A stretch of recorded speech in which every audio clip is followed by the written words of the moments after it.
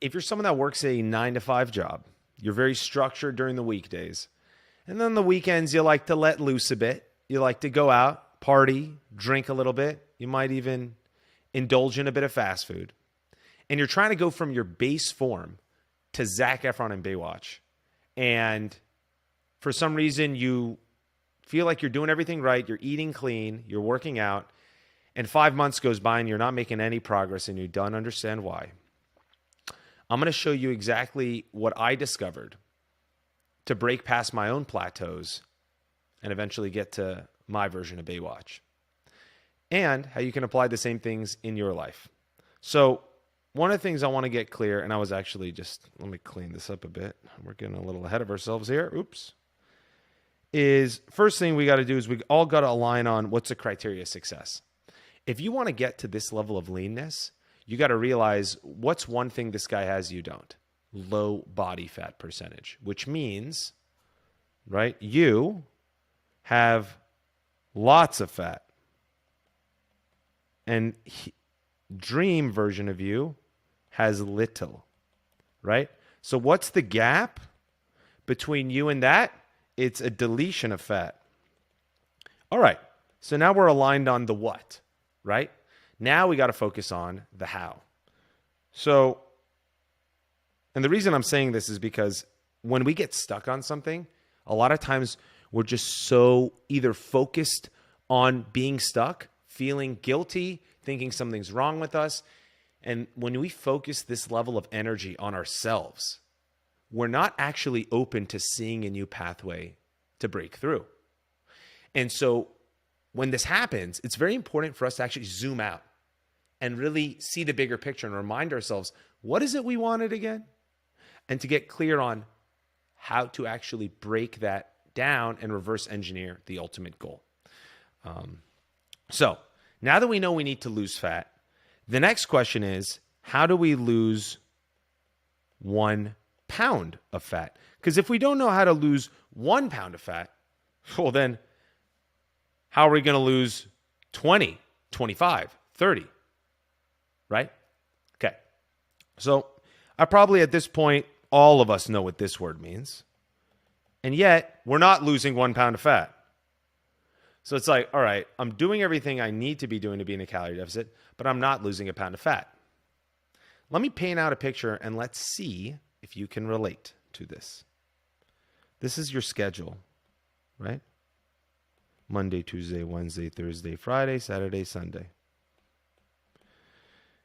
And remember in the example above, when we generally are in the 9 to 5 grind, we live a very structured life.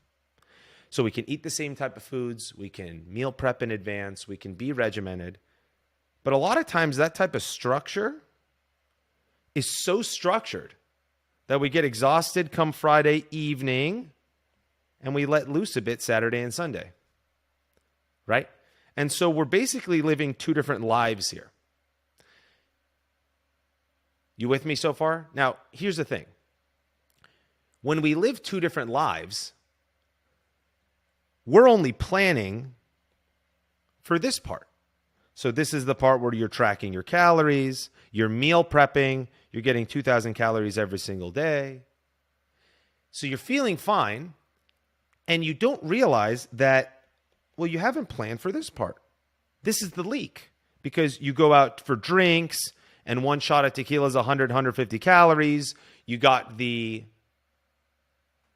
chaser, sugary chaser, is another 100, 150 calories. You end up drinking 5 drinks before you get drunk. And then you take another 5 drinks and you didn't even remember it. And while you're so drunk and loose, you are ravenous. You get some type of fast food or you get back home and you get the pizza. And the pizza is what? 750 to 1,000 calories, right? Each slice of pizza is 450 calories. And the next morning you wake up and you're so dehydrated, all you're craving is something fatty to satiate yourself. So now it's not just the damage you did Friday night. Friday is following you into Saturday, and you get another food from Postmates, right? Some like fatty ramen or fast food. So now the next day is just a bunch of empty calories on Saturday. and Sunday. And if I was to ask you, what's the impact of that? You would say, I don't know. And that's the leak. Now, you might be with me so far and say, yeah, I get it. I know I'm not a good person. But that's not what I'm getting at here. What I'm getting at here is to not focus once again on ourselves and something's wrong, but to really realize that when you create a plan, you've only planned for part of it. And the leak is the gap between where you were potentially making progress. Let me show you a little graph here. This is the week, right? Time. And this is your, progress in terms of the metric of body fat percentage. Right? Let's say we really zoom this thing in. Let's say you're 17% body fat, and at the end of a successful week, you can get to 16% body fat, right? So you're making progress from Monday through Friday. This is Sunday. You're making progress, and then Friday comes along, and then you did this. Now, here's the cool thing.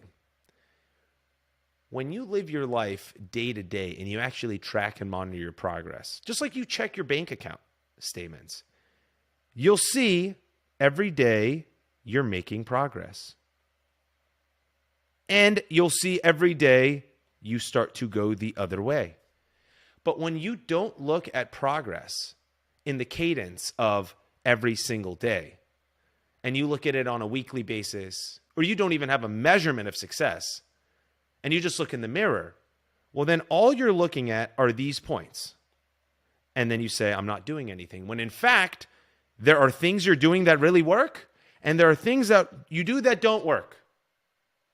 So to really get one step, go deeper in and understand good and bad, and to actually be rewarded for progress and to make empowered decisions on what doesn't work. Now, for a lot of us, we create the plan here, we do the hard work, and then we don't give ourselves the reward of actually seeing progress.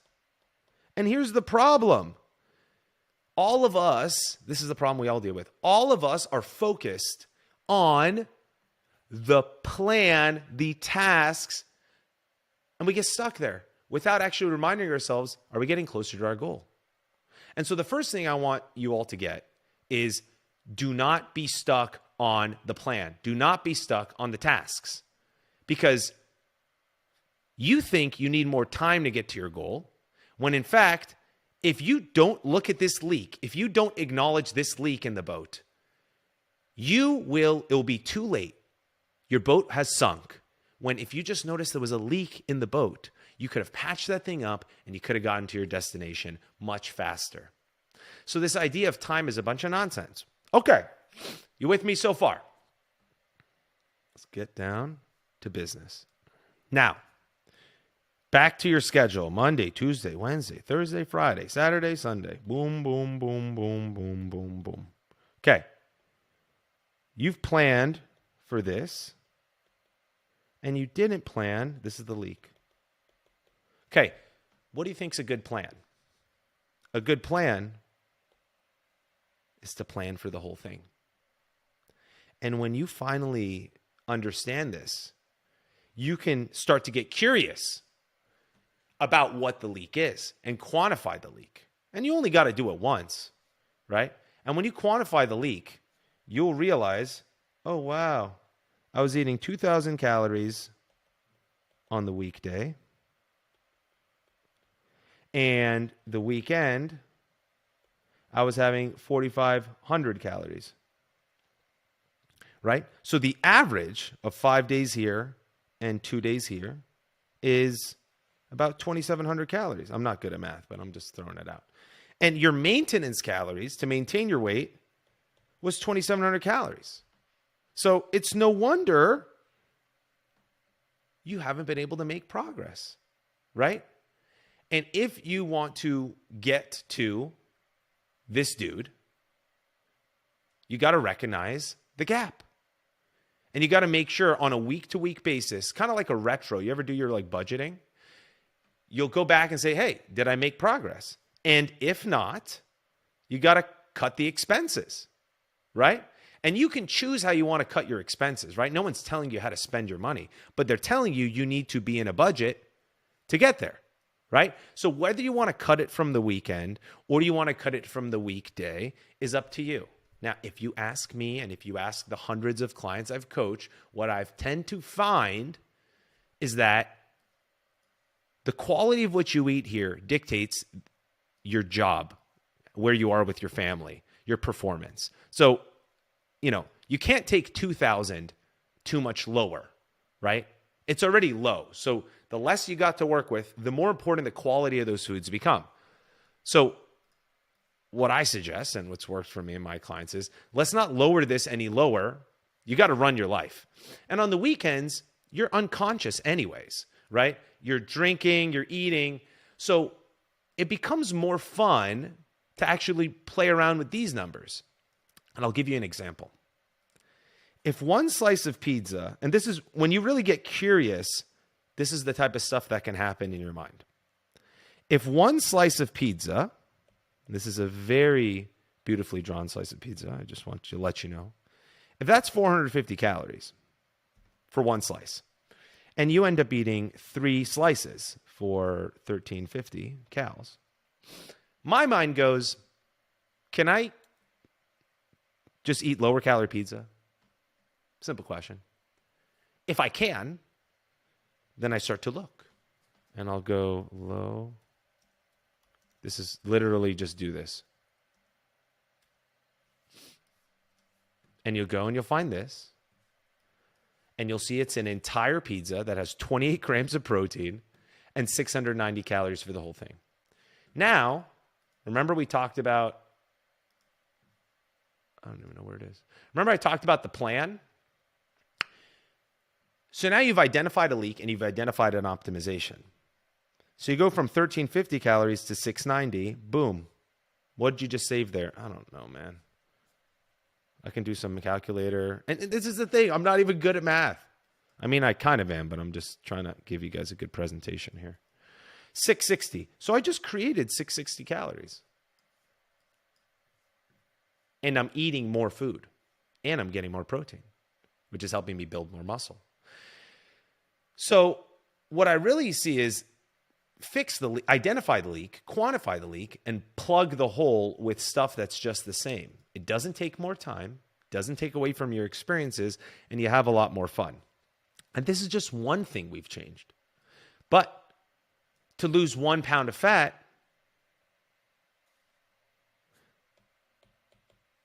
you got to create a 3,500 calorie deficit. So with one swap for one day, we created 660 out of 350. And then you just start to find the lowest hanging fruits and swap them out. And that's how you get your calorie deficit. And when you plan, you can order this on Walmart, get it delivered to your house, and it's in your fridge so that when you drink on Friday and you come back home, instead of ordering the pizza, it's in your fridge, ready for you, convenient. You can eat the whole thing. So that's pretty much it. When it comes to understanding a plateau, you got to recognize what's your leak. You got to quantify the gap, and you got to be able to plug the hole in the boat. Hope you guys enjoyed that one. There'll be a lot more. See you later.